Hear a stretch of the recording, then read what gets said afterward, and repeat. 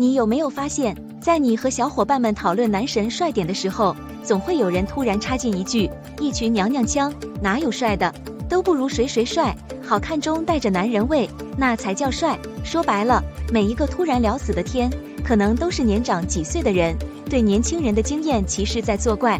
你说肖战、王一博、罗云熙古装帅无敌，他会喊你去看姜恩俊版的李寻欢，古天乐版的杨过。你说热巴、古力娜扎、李沁美，他会给你科普林青霞、朱茵、王祖贤。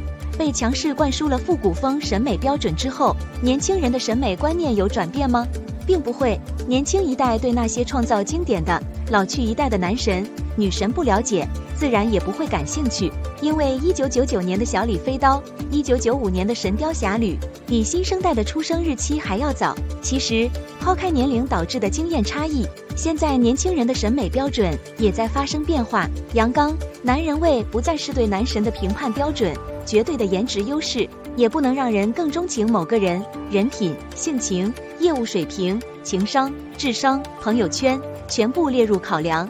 如果你在鄙视年轻人喜欢娘娘腔，或许也可以自省，你的审美标准是否太过单一守旧了？年轻人的审美标准更多元，接纳度更高，是更自省的，更包容的。姜恩俊版的李寻欢，古天乐版的杨过，的确是经典的古装男神，放在现在来看，依然风华绝世，无可挑剔。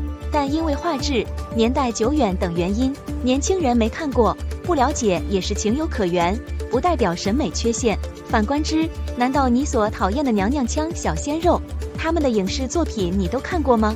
他们的舞台展现你都有真诚的感受过吗？肖战、王一博、罗云熙帅，请你承认这一点。然后焦恩俊、古天乐永远都帅，无敌帅，我们也承认你的点，皆大欢喜。